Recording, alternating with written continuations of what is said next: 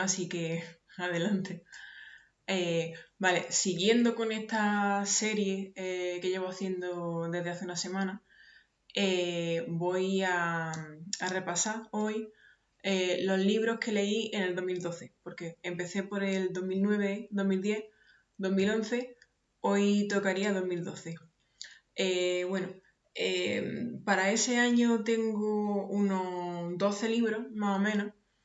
Voy a repasarlos todos. Voy a hacer pequeñas reseñas sin spoilers, como siempre. Y bueno, si queréis ver las ediciones anteriores, están ahí en el canal de Twitch. En un mismo vídeo, los libros de 2009-2010. Y en otro vídeo, que fue el miércoles pasado, los de 2011. Así que bueno, voy a empezar con los libros de 2012. Me he hecho la lista para tenerla un poco de chuleta y no estar mirando para un lado, que antes la tenía en papel. El primero de 2012 fue fuertecito, porque fue Crimen y Castigo, de Dostoyevsky, el clásico de Dostoyevsky.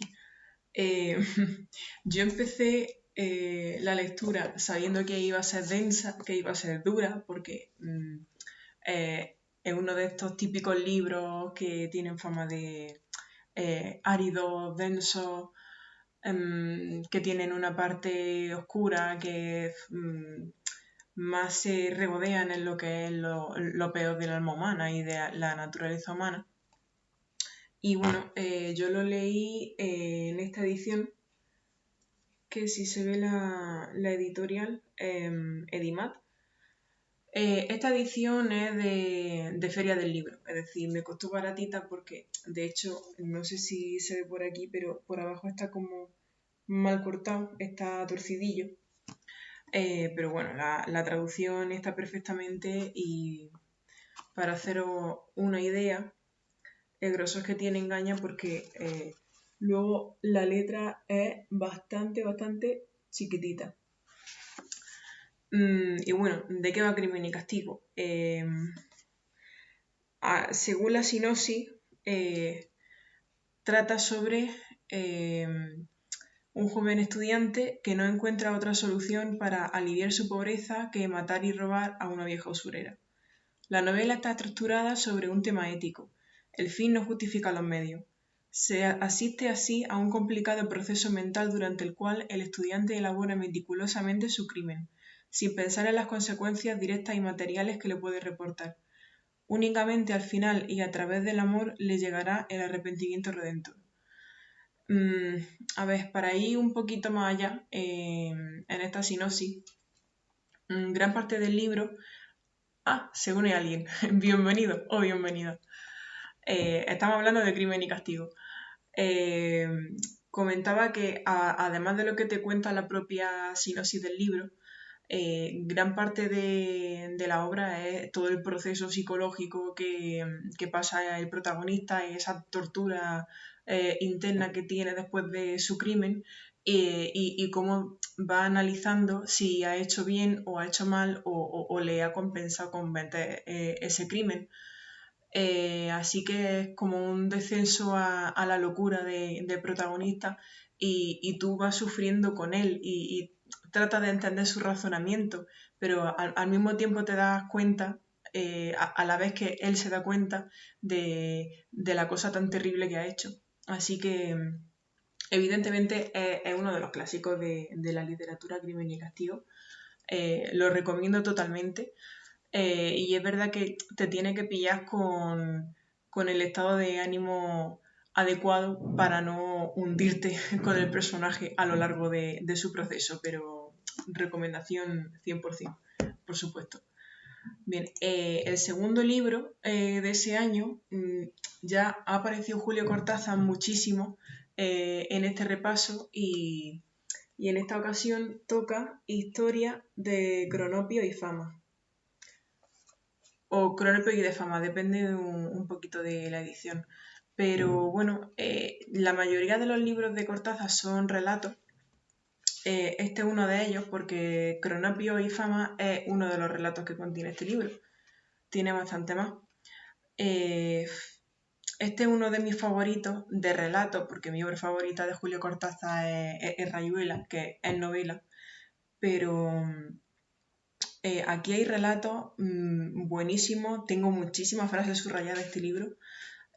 Por ejemplo, aquí está el comienzo de uno de ellos, que se llama Conducta en los velorios, y empieza diciendo: no vamos por el anís, ni porque hay que ir, ya se habrá sospechado. Vamos porque no podemos soportar la forma más solapada de la hipocresía.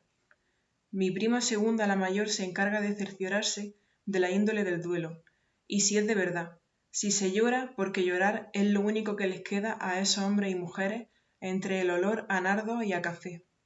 Entonces nos quedamos en casa y lo acompañamos desde lejos. A lo sumo mi madre va un rato y saluda en nombre de la familia. No nos gusta interponer insolentemente nuestra vida ajena a ese diálogo con la sombra. Bueno, pues esto es un pequeño ejemplo de las situaciones cotidianas que Julio Cortázar suele acabar analizando desde un punto de vista totalmente propio. Y en este libro, por ejemplo, vienen sus famosos relatos de instrucciones. Instrucciones para dar cuerda a un reloj, instrucciones para cantar, es otro de ellos. Y bueno, este libro se llama Historias de Cronopio y de Fama, que son los cronopios y las famas. Los dibujos o las ilustraciones que he visto sobre ellos serían como una especie de bacterias o pequeños microbios que a veces cuando nos frotamos los ojos parece que los tenemos delante, pero realmente no existen. O sea, serían como esas partículas que están flotando en el aire, pero que normalmente no se suelen ver. Pero dentro de la descripción vaga que te da Cortázar sobre qué son realmente, no para de hablarte de ellos como si fueran una especie con sus características de personalidad, con sus ritos, con su jerarquía, con absolutamente todo. Así que está muy curioso. De hecho, cronopio y fama yo creo que es uno de los términos más asociados a Julio Cortázar que hay. Así que de la obra de Cortázar que he mencionado anteriormente hasta ahora, en primer lugar estaría Rayuela y en segundo estaría este librito, Cronopio y Fama, sin duda. Bien, el siguiente libro del 2012 fue Rebelión en la Granja, que es otro gran clásico. De este libro, esta edición es de Austral, sí, Austral, exactamente. Y sobre este sí llegué a hacer un trabajo en la carrera, en psicología social, si no recuerdo mal. Así que tengo escrito un análisis sobre muchos de los aspectos que trata este libro. Ya sería muy largo de comentar las conclusiones que saqué de ahí, pero a lo que me refiero es que es un libro digno de analizar y al que se le pueden sacar muchísimas conclusiones y que desde luego para cada persona que lo lea se van a destacar un aspecto u otro de lo que te cuenta. ¿Y de qué va Rebelión en la Granja? Bien, según la sinopsis, los animales de la granja de los Jones se sublevan contra su dueño humano y los vencen, pero la rebelión fracasará al surgir entre ellos rivalidades y envidia, y al aliarse algunos con los amos que derrocaron, traicionando su propia identidad y los intereses de su clase.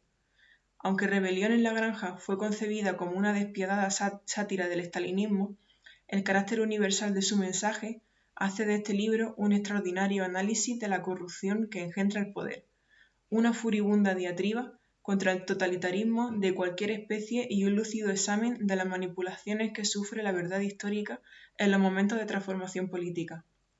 Crónica de una revolución traicionada, de la gradual tergiversación de un ideal, de cómo esterilizar años de lucha y sacrificio. Rebelión en la Granja es un examen de conciencia y una inflamación requisitoria que encuentra bellísima expresión literaria en la novela de un hombre que hizo del compromiso y de la denuncia de la injusticia la norma de su existencia.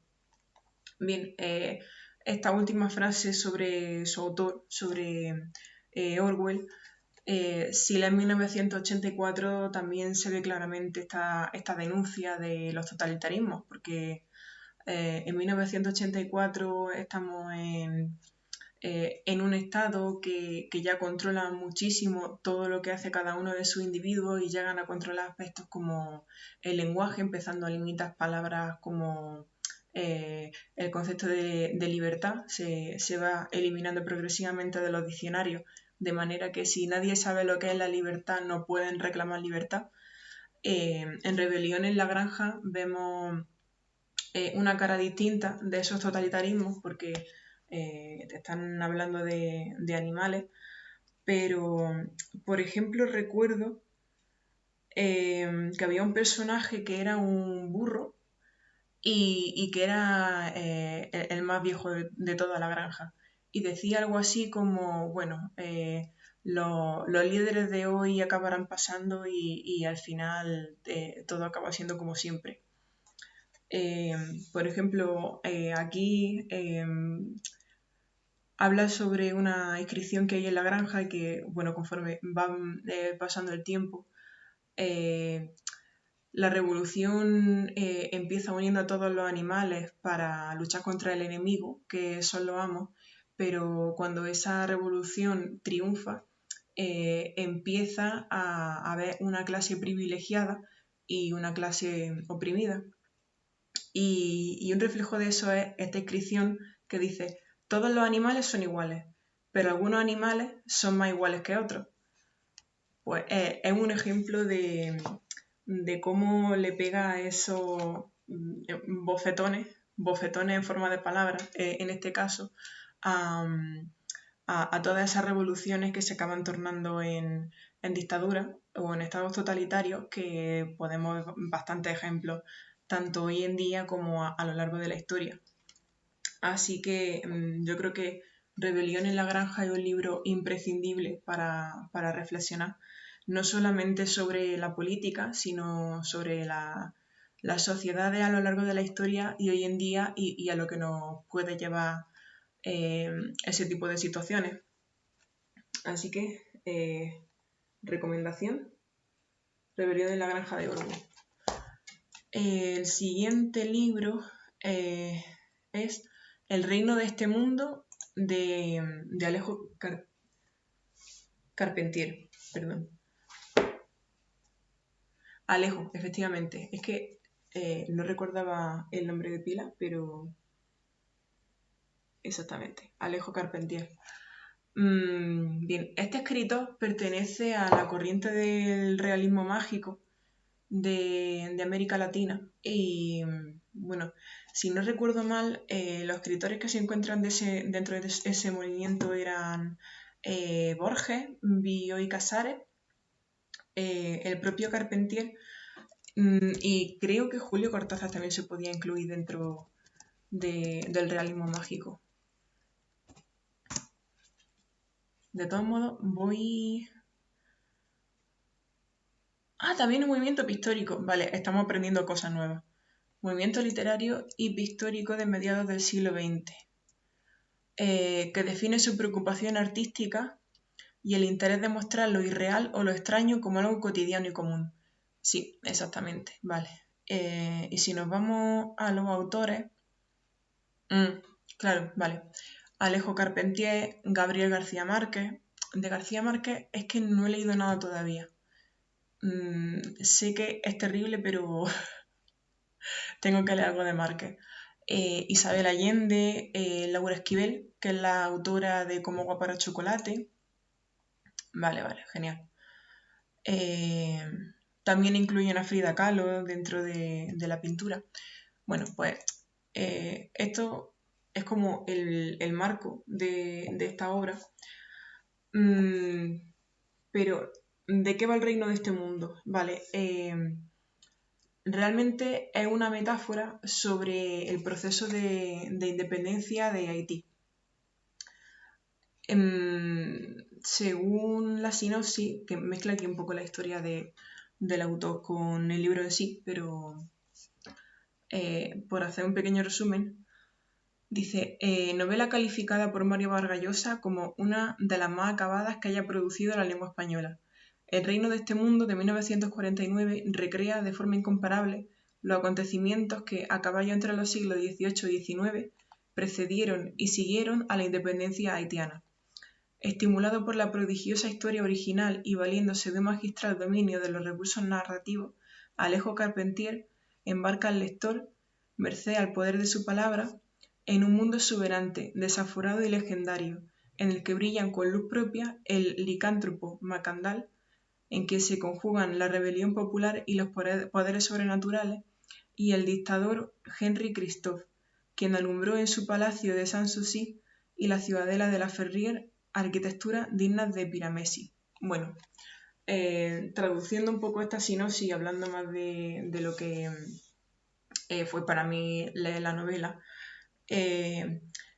se ve perfectamente cómo esas historias mágicas que se meten ya en lo mítico, en la fantasía, con el hombre lobo, con el palacio, el dictador, cómo avanzan de manera paralela a cómo avanzó en el mundo real y en la historia real ese proceso de independencia de Haití. Entonces se ven los paralelismos perfectamente, pero en ningún momento tienes la sensación de que te estén relatando un hecho histórico, porque te dejas llevar por ese mundo de magia y fantasía. Hay un viaje a través de una montaña, hay escenarios maravillosos, pero sin embargo cuando termina el libro ves que ha ido siguiendo ese proceso de liberación. Así que me pareció un libro muy curioso que para leer algo distinto merece la pena darle una oportunidad y lo recomiendo bastante. Me gustaría leer algo más de este autor en otro momento, pero por ahora solo tengo este libro. Bien, el siguiente es Factotum de Bukowski. Ya hablé de Bukowski en el anterior directo con Pulp, pero como ya comenté, Pulp no era una de sus novelas más destacadas. Factotum sí lo es. Yo tengo esta edición de Anagrama. Ahí se ve la editorial. Es que da reflejo. Vamos a ver. Ahí se ve un poquito mejor. Voy a dejarlo así, de todos modos. Vale. Factotum. A ver, el reflejo que comentaba de protagonista de la serie Californication, que lo interpreta David Duchovny, que decía que estaba muy inspirado en cómo era el propio Bukowski, se ve mucho ese tipo de personaje en este libro, en Factotum. El protagonista es Henry Chinaski, que es el alter ego del propio autor, y relata mucho cómo era la vida del propio Bukowski. En Pulp ya comenté que había un ambiente muy decadente, unos personajes muy caóticos, donde reinaba el desorden, el consumo de alcohol, unas relaciones interpersonales también bastante disfuncionales. Y es lo que ves a lo largo de todo este libro. Ves a una persona que lleva una vida miserable, pero que sin embargo quiere ser escritor, pero parece que está absolutamente perdido en el mundo y que tampoco tiene mucha intención de que su situación mejore, porque digamos que se deja llevar por esa dinámica que lleva, pero no parece sentirse incómodo en esa situación. Bien, voy a leer la sinopsis para dejarlo un poco más claro. En esta novela autobiográfica de sus años de juventud, el autor nos describe la vida de su alter ego Henry Chinaski, saltando de un empleo a otro, todos sórdidos, duros, sin sentido, emborrachándose a muerte, con la obsesión de follar, intentando materializar su vida de escritor, y nos ofrece una visión brutalmente divertida y melancólica, horrorizada de la ética del trabajo, de cómo doblega el alma de los hombres. Se ha dicho que Bukowski, con su prosa lacónica, escueta y continuamente como un uppercut, es el novelista atroz de la gran selva urbana, de los desheredados, las prostitutas, los borrachos, los desechos humanos del sueño americano a nivel del arroyo. Y se le ha comparado con Henry Miller, Schelling y Hemingway. De hecho, cuando hablaba de Pulp, precisamente uno de los personajes ficticios que aparecían era el escritor Schelling, porque es verdad que Bukowski se comparaba mucho con él. Y, y los paralelismos con Henry Miller también están muy patentes, porque si lees, por ejemplo, Trópico de Cáncer de Henry Miller, ves perfectamente que ese mismo espíritu decadente y sórdido está presente en la obra de ambos. Y bueno, aquí pone como una cita de Neil Baldwin hablando sobre el libro que dice: tomar una porción de Hemingway, añadir una dosis de humor, del que Hemingway extrañamente carece, mientras que Bukowski es un virtuoso. Mezclar con un puñado de hojas de afeitar y varios litros de vino barato. Luego una o dos gotas de ironía. Agitar bien y leerlo al final de la noche. Así tendrá un auténtico sabor Bukowski. Yo creo que con esto ya queda perfectamente claro cuál es la esencia tanto de este libro como de toda la obra de Bukowski. Yo creo que el libro perfecto para leer es cuando está en modo me importa toda una mierda. Así que para momentos así lo recomiendo. Vale. El siguiente libro es Un yankee en la corte del rey Arturo, de Mark Twain. También es bastante más famoso de Mark Twain, La montaña mágica. Pero Un yankee en la corte del rey Arturo, que aquí se puede ver el libro, yo no sé si se basaron para hacer esa película en este libro o no, pero hay una película de Whoopi Goldberg en la que ella viaja en el tiempo y de pronto aparece en la Edad Media y empieza a enseñarles, o sea, a utilizar los conocimientos que tiene del presente en la Edad Media para hacerles creer que ella tiene poderes mágicos y así que la respeten y no la maten. Y recuerdo que en una de las escenas se da cuenta cuando iban a ejecutarla por bruja de que estaba a punto de haber un eclipse y, le dice algo así como si me ejecutáis Dios quitará la luz y de pronto pues el eclipse, la luna tapada el sol se queda toda oscura y la gente se caga encima. Pues este libro cuenta más o menos lo mismo, evidentemente pasan otras cosas, pero al personaje se le lía mal la cosa, es decir, el punto de partida es el mismo, solo que esa información que el protagonista tiene sobre los avances tecnológicos del futuro y todos los conocimientos que no tenían en la Edad Media, lo utiliza de manera que empieza a crear una especie de industrialización a marcha forzada y todo se lía bastante más, la verdad. Así que es un libro muy curioso. A mí la ficción histórica, la verdad es que me encanta. Y bueno, aunque ya os he contado más o menos de lo que va, la sinopsis, que es muy breve, dice: con este viaje al pasado, Mark Twain no pretende hacer alarde científico. La transposición de época y cuerpo es solo un pretexto para escribir un relato humorístico, empapado, como es habitual en él, de sátira social y política. Las instituciones monárquicas, eclesiásticas y caballerescas reciben un buen repaso, y los personajes, un tanto grotescos y caricaturizados, a la vez que nos divierten, nos sitúan frente a la desconfianza del autor ante ciertos valores morales tenidos entonces por inamovibles. Bueno, así a modo curioso, voy a buscar cómo se llamaba la película esta que decía, porque es que no me acuerdo. O sea, yo creo que era de estas típicas películas que ponían en los 90 en la tele un sábado por la tarde, pero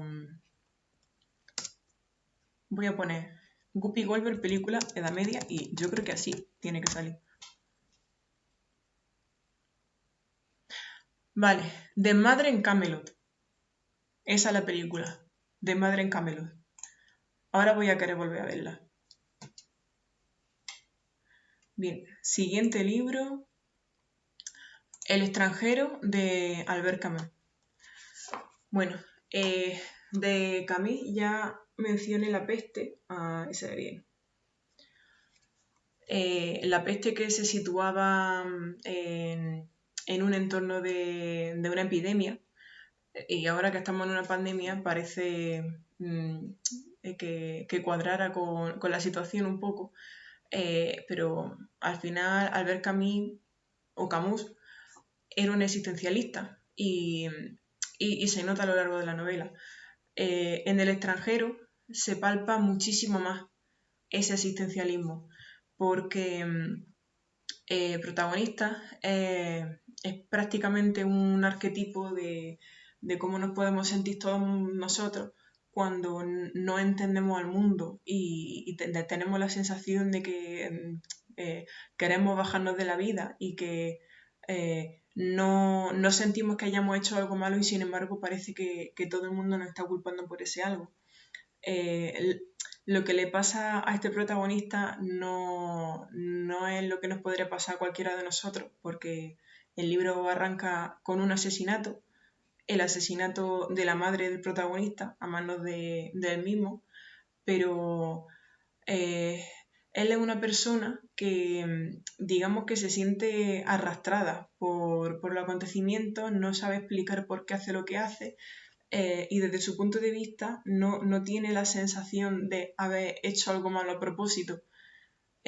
Así que su continua sensación de sentirse extraño dentro de la sociedad hace que acabes conectando con él incluso sin que uno mismo haya hecho nada de lo que él acaba haciendo. Así que yo creo que es otro clásico del siglo XX y lo recomiendo una barbaridad. También a modo curioso, hay una canción de Nacho Vegas que lo menciona o que incluso tiene una canción que se llama El extranjero. Tendría que mirarlo, pero si Nacho Vegas le hace mención, es una buena referencia literaria. Vale, me sale que la conexión ahora mismo está un poco pocha y no sé si se me escucha bien y se me ve bien, pero voy a seguir, ¿vale? Que ya queda poquito. Bien, quedan solamente 4 libros. El siguiente es un libro de relatos, pero yo lo encontré como La dama del perrito, de Anton Chekhov. Y bueno, yo cogí este libro gracias a una película que se llama El lector y la protagoniza Kate Winslet.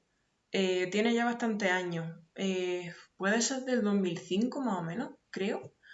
Pero vaya, si no la habéis visto, es una película preciosa. The Reader, 2008, vale, no iba mal en camino, pero es un peliculón. Bueno, pues hay un momento en el que a la protagonista la enseñan a leer mandándole, sin hacer spoilers, le envían este libro de la dama del perrito y poco a poco va aprendiendo a leerlo. Así que por eso me picó la curiosidad y en cuanto lo encontré lo compré. Y aquí por lo menos vienen varios relatos. Supongo que en otras ediciones lo publicarán con otros relatos o solamente La dama del perrito, no lo sé, pero por lo menos esta edición, que es relato corto de Aguilar, lo editaron así. Aquí vienen otros 2 relatos. Uno de ellos se llama Ionig. A ver si se puede... Mira aquí. Ionig. Y un tercero que es La novia.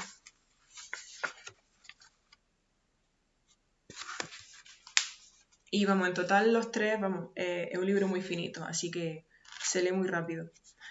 Eh, y bueno, La dama del perrito, su sinopsis, que es muy breve, dice, en un tranquilo balneario de Yalta, perdón, a orillas del Mar Negro, nace el idilio entre la joven Ana Sergeyevna y el maduro Gurov, ambos casados. El final de estas vacaciones anuncia también el fin de esta aventura. Bueno, La dama del perrito me recordó un poco a Ana Karenina, esa historia de bueno, matrimonios infelices, personas casadas que encuentran a su amor verdadero, tragedia, a una escala mucho más eh, eh, pequeña por la extensión del relato y porque tampoco da tiempo de profundizar como se puede profundizar en Ana Karenina. Pero para leerlo rapidito, que yo creo que me leí esto en 2 días, el librito entero, lo recomiendo porque además Anton Chekhov es uno de los clásicos escritores rusos, así que bueno, recomendación para lectura breve también. Y bueno, ya para terminar, tenemos Radical de Semler. Este libro está más encaminado a temas de recursos humanos, empresas. Ricardo Semler es el autor. Porque este libro lo leí como ejemplo de cómo una empresa familiar con muchos años podía reinventarse y reinventar sus métodos.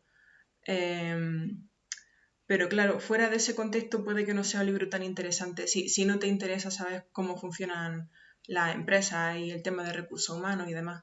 Voy a bajar la persiana porque ya me está llegando la luz por aquí. Perdón.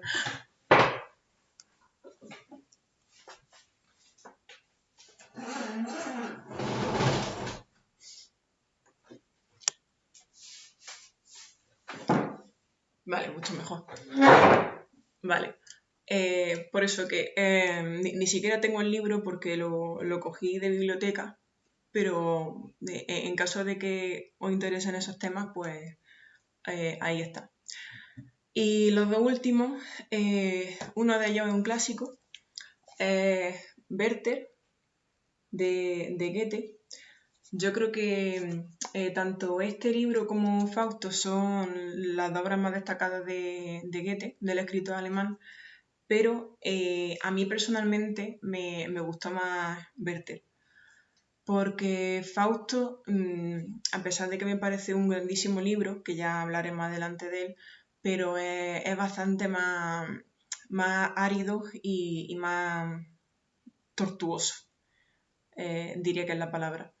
Pero sin embargo, Werther se lee bastante más rapidito, o sea, es más corto, es una historia más liviana, pero yo lo leí porque estudiando la literatura del romanticismo, el prototipo de protagonista romántico era Werther. Y al leerlo es que era totalmente ese prototipo de hombre con una situación social acomodada, con un nivel cultural alto para la época, y se me está acabando la batería.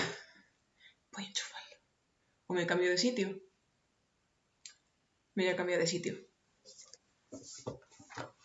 Va a ser bastante mejor.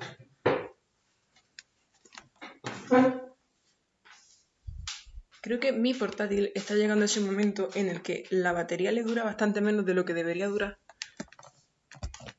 Y me juega estas pasadas.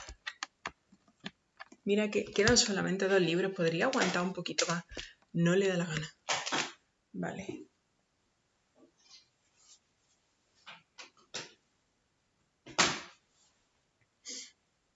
Perfecto.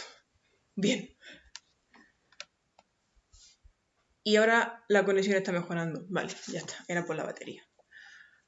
Bien. Siguiendo con Werther, el prototipo de personaje romántico, por lo que comentaba, por que un hombre sensible con una situación social acomodada, con un nivel cultural alto, que tiene un amor inalcanzable e imposible, que es una chica delicada, pálida, enfermiza, con la que no tiene mucha relación real, pero a la que tiene absolutamente idealizada, y bueno, acaba habiendo un trasfondo trágico que empuja al personaje a una tendencia suicida pues un tanto preocupante.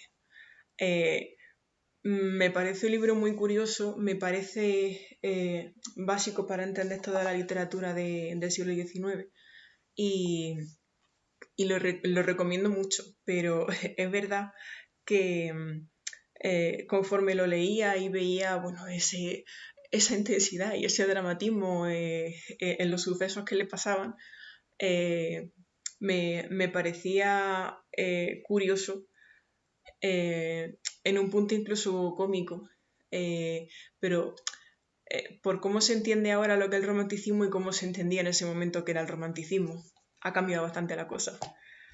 Y el último libro de 2012 y el último que voy a recomendar por hoy es Gracias por el fuego, de Mario Benedetti.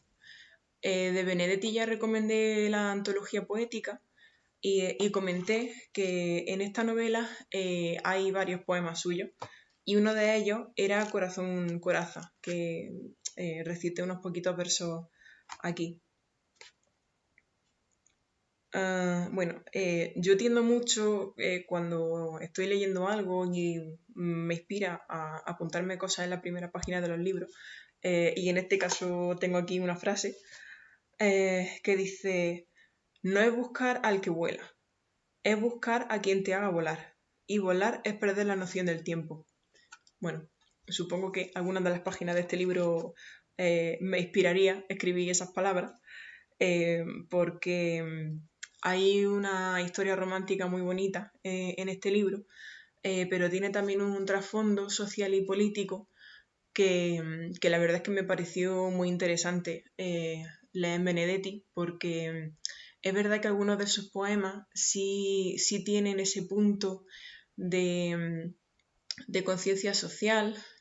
De hecho, hay un poema suyo que se llama Lento pero viene, que habla como de los cambios sociales y políticos.